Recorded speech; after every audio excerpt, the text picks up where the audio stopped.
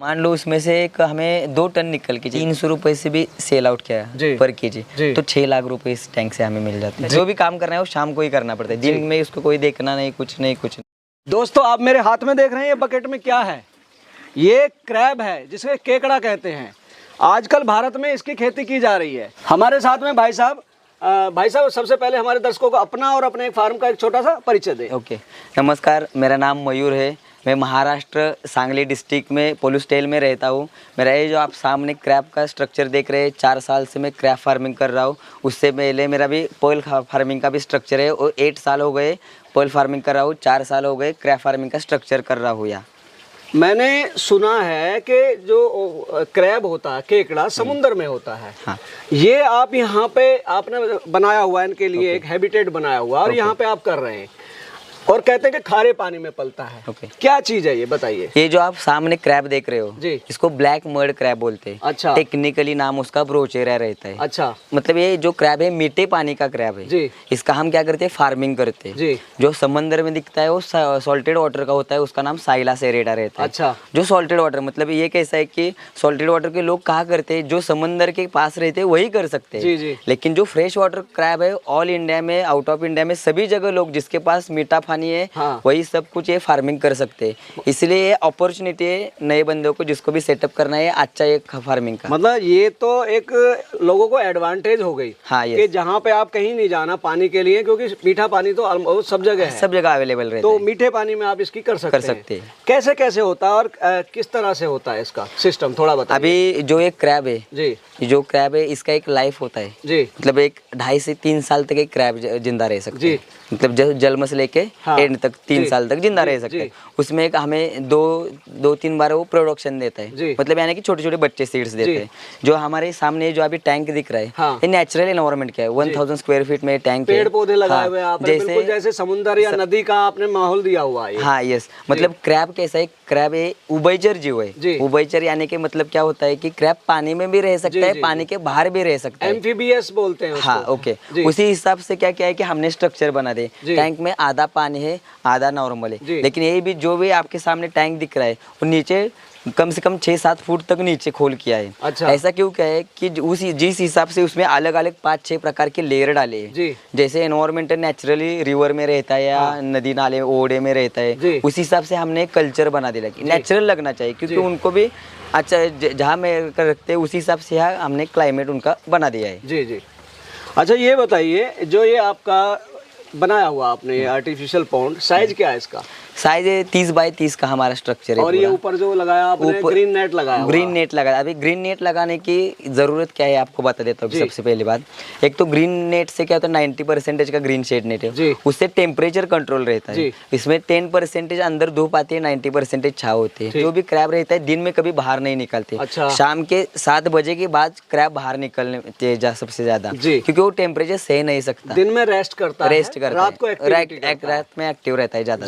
अच्छा, जब ये एक क्रैब जो छोटे छोटे क्रैब आते हैं, क्या ये अंडे देता है या बच्चे देता है क्रैब? अभी जो फीमेल क्रैब रहती है इनका बच्चे डालने का सीजन एक ही होता है, जून जुलाई अगस्त। एक फीमेल के पेट के अंदर 250 से 300 बच्चे रहते हैं। अच्छा। वो सीधा जैसे कैसे होते हैं, पूरा बच्चा मतलब अंडा उसके पेट में रेडी होता है। अंडा रेडी होने के बाद जो भी अंडे से बच्चा निकलता है वो तुरंत उसके पेट में नीचे से थोड़ा बाहर जैसे एक्टिव होते हैं उस हिसाब से एक साथ रिलीज होते रहते उसमें से वो थोड़े बाहर में आ जाते हैं। छोटे छोटे सीड्स बाहर छोड़ देता है। अभी कैसा होता है कि नेचुरली एनवायरनमेंट में कैसे होता है जून जुलाई अगस्त में ही बच्चे देते हैं।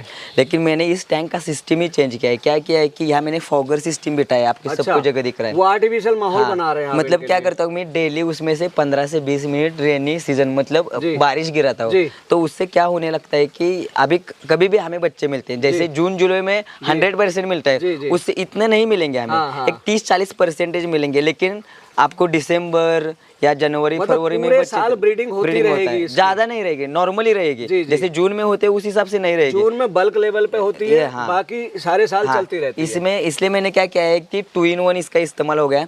एक तो टेम्परेचर भी कंट्रोल हो गया, उनको रेनी सीजन भी हो गया और ब्रीडिंग का भी इस्तेमाल हो गया। इसको चला के भी दिखाना है। हाँ, ये चला के दिखाना है। यस। ये बताइए कितने डिग्री टेम्परेचर इसके लिए बेस्ट रहता ग्रो करने के लिए? इसको है ना 25 डिग्री सेल्सियस तो लेके 35 डिग्री सेल्सियस तक लास्ट तक 25 से 30। हाँ, पानी का टेम्परेचर, क्लाइमेट पानी का टेम्परेचर मेंटेन रखते जी। 25 से बहुत कम भी आ गया, मान लो 10 पे आ गया, 5 पे आ गया, तो कोई परेशानी नहीं। अच्छा। लेकिन 35 के ऊपर नहीं जाना चाहिए पानी का टेम्परेचर, इसीलिए हम पानी का टेम्परेचर चेक भी करते हैं ये उसका। पानी में रहते हैं। हाँ, यस, पानी यस, का यस। कोई ट्रीटमेंट भी करना पड़ता है? पानी का कैसे रहता है कि एक तो इसमें फूड देने के बाद पानी भी चेंजेस करना पड़ता है। ओके, कितने दिन में? वीक में 2 बार हम इसमें पानी चेंज करते जो हैं। पानी रेस्ट ऑफ वाटर होता है जो आप रिलीज करते हैं वो कहाँ जाता है? और सब आपको इसमें जो भी हमें इसका पानी जो रिलीज करते हैं, छोड़ देते हो, आप खेती के लिए इस्तेमाल कर सकते हो या पेड़ पौधे को छोड़ दो, क्योंकि उसमें सीवीड होता है। सीवीड से ज्यादा होता है क्रैब मतलब का, फर्टिलाइजर ज्यादा होता है, इसीलिए आप खेत के लिए इस्तेमाल किया तो सबसे अच्छा रहता है इसका पानी। जी।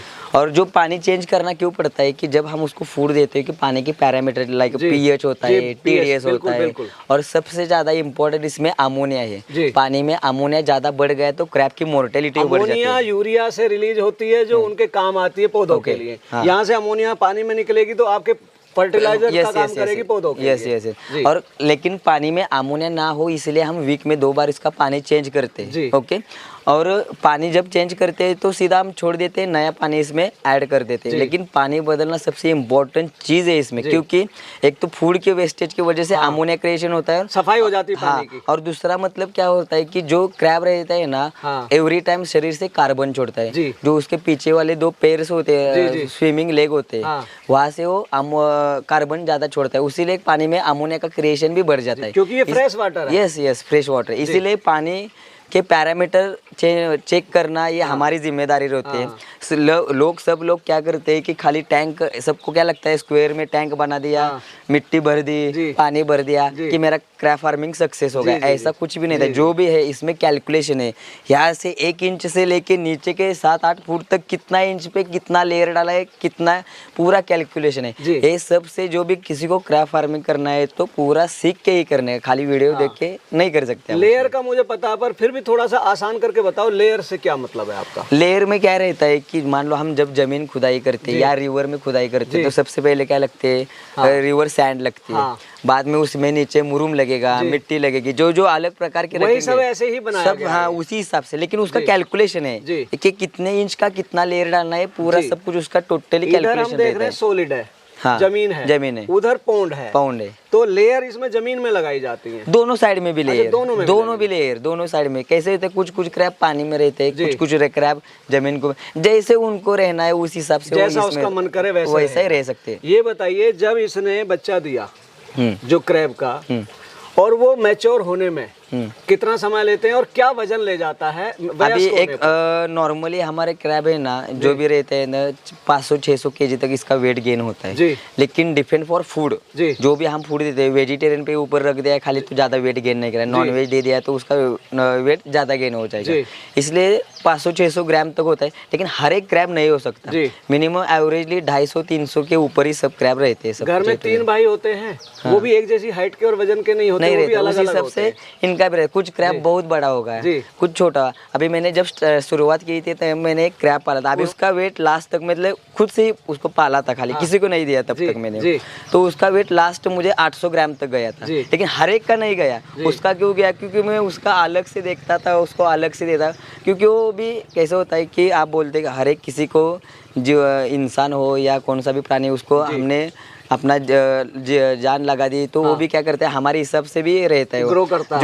जो क्रैब रहता है तो उसको जब मैं पानी में जाता था, लेकिन अब ये बताने की चीज नहीं, लेकिन इसमें आपको बता रहा हूँ कि पानी में जाता तो वो मेरे पास आता था, मतलब उसको फ्रेंडली हो गया था आपके साथ। क्योंकि उसको मैं 3 साल तक उसको पाल दिया था, किसी को दिया नहीं। अच्छा, मैं देख रहा हूँ आपने ये अलग अलग विंडो भी बनाई हुई है इसमें अभी, और बाहर पेड़ पौधे भी लगाए हुए हैं। यस। मतलब एक तो मेन डोर है, अंदर क्रैब पकड़ना है, जाने के लिए, करने के लिए हम मेन डोर करते हैं। और ये आपको छोटे छोटे जो डोर्स दिखते हैं यहाँ, सभी 2 पोल्स के बीच में एक डोर बना दे, मल्टीपल है। हाँ, इसका इस्तेमाल हम क्या करते हैं, खाना डालने के लिए इस्तेमाल करते हैं। मान लो खाना डालना है तो अंदर जाने की जरूरत नहीं, इस पोल से इस पोल तक यहाँ से खाना छोड़ दिया तो बस हो जाता है। चारों तरफ आपने इसी हिसाब से बनाए हुए हैं कि अंदर जाने की जरूरत नहीं, अंदर जाने की जरूरत उसमें आपका टाइम भी बचेगा, हाँ, और कम मेहनत में आप काम कर और कोई भी डाल सकता है। मतलब जो भी डोर्स रहते हैं तो हम खाना डालने के लिए उसका इस्तेमाल किया जाता है, मतलब कोई भी घर का इंसान भी उसको खाना डाल सकते हैं, इसीलिए हमने डोर का सिस्टम बना दिया कि बाहर से हम उसमें खाना डाल सकते हैं। अच्छा, आप जो पानी निकालते हैं वो कैसे से निकालते हैं? जो बाहर एक्सेस पानी हो जाता है, जब आप ताजा पानी भरते हैं तो वो किस तरह से निकलता है? जो यहाँ से हमने आउटलेट बना दिया है। अच्छा, ये गेट वाल लगा दिया। आउटलेट ऑन किया तो ये पूरा पानी जाता है बाहर से, पेड़ पौधों को सभी जगह पानी है जाता है, इसमें से सीवीड मिल जाता है हर एक पेड़ पौधे को। मतलब ये पानी बाहर निकल गया। यस पानी आउटलेट के लिए हमने ये बना दिया है सिस्टम इसमें से। ये इजराइल टेक्नोलॉजी ऐसा सिस्टम बना दे,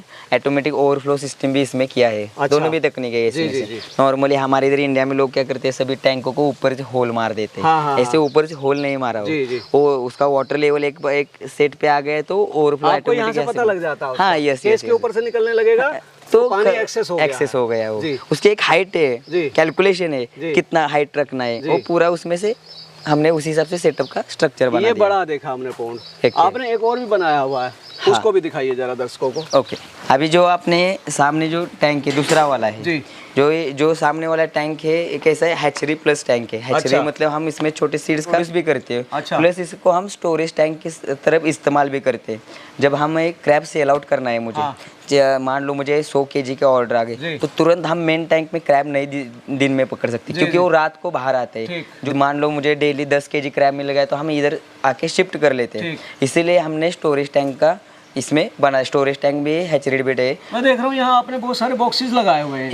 ये क्या सिस्टम है? ये बॉक्सेस जो मान लो अभी हो गया नेचुरल पाउंड, आपने अभी जो हमें बात की वो नेचुरल पाउंड हो गया। जिसके पास जगह है तो हम नेचुरल गाँव में करना चाहता है, जिसके पास लैंड है वो हम उस जगह में कर सकते हैं। मान लो जिसके पास जगह कम है, मान लो सिटी में रहता है, टेरेस के ऊपर करना है तो इसके लिए बॉक्स क्रैब फार्मिंग जैसा सेटअप है, कम जगह में कर सकते हैं। हम छोटा क्रैब छोड़ते बड़ा करके सेल आउट कर सकते हैं। इसको बोलते हैं वर्टिकल बॉक्स क्रैब फार्मिंग। अच्छा, इसी हिसाब से इसका स्ट्रक्चर भी बना दिया है। उस साइड भी है, वो भी कैसा है, पाइप क्रैब फार्मिंग। मान लो बॉक्स की जगह वो पाइप का इस्तेमाल किया है, पाइप में भी उसमें क्रैब रहे थे। जिसके पास जगह कम है वो टेरेस के ऊपर सभी जगह कर सकते हैं। अच्छा, वैसे सेल किस रेट में होता है एक, और कौन लोग बायर होते हैं इसके? अभी इसको मान लो आपको क्रैब सेल आउट करना है, एक तो फिश मार्केट रहता है, मतलब आप जिस भी सिटी में रहते हो, कहाँ भी रहते हो, उस हिसाब से जहाँ फिश मार्केट रहता है वहाँ हम क्रैब सेल आउट कर सकते हैं। आपको जैसे चाहिए उस हिसाब से आप क्रैब सेल आउट कर सकते हैं। और होटल लाइन के ऊपर भी आप सेल आउट कर सकते हो। तो 300 350 से लेके 400 तो खाने का क्रैब सेल आउट करते हो। और जो ब्रीडिंग का क्रैब देना है वो 600 रुपए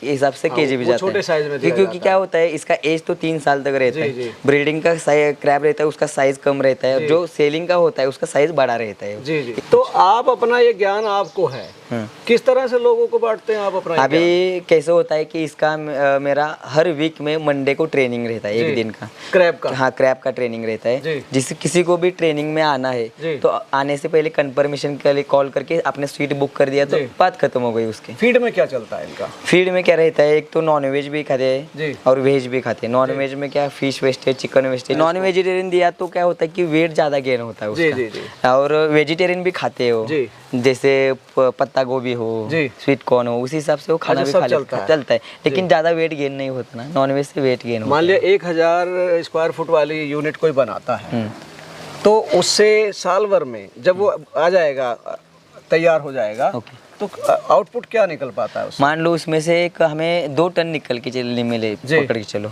300 रुपए से भी सेल आउट किया पर केजी तो 6 लाख रुपए इस टैंक से हमें मिल जाते हैं। और 24 घंटे आप में इसमें ध्यान देने की जरूरत नहीं। खाली इसको जो भी फूड डालना है, जो भी काम करना है, रात के 6 बजे जैसे सूरज ढल जाता है उसके बाद ही उसमें से हम फूड वीड सब कुछ देते हैं। अच्छा, एक्टिविटी उसके बाद स्टार्ट होती है। अभी दिन में उसको फूड डालने का कोई मतलब ही नहीं, क्योंकि आदमी नौकरी कर सकता है। हाँ, शाम को छुट्टी पे आके तब इसका काम शुरू कर सकता है। यस, शाम को अब इसका जो भी काम करना है वो शाम को ही करना पड़ता है। दिन में उसको कोई देखना नहीं, कुछ नहीं रहता। इसकी डिमांड बहुत है। अच्छा, लेकिन प्रोडक्शन कम है। होटल तो सब जगह है। हाँ, तो ये थे हमारे साथ में मयूर जी, जिन्होंने आपको अपने क्रैब फार्मिंग के बारे में इतनी अच्छी जानकारी दी। वीडियो को लाइक करें, शेयर करें, चैनल को सब्सक्राइब करें। मिलेंगे जल्दी एक नई और इन्फॉर्मेटिव वीडियो में, तब तक के लिए जय जवान जय किसान।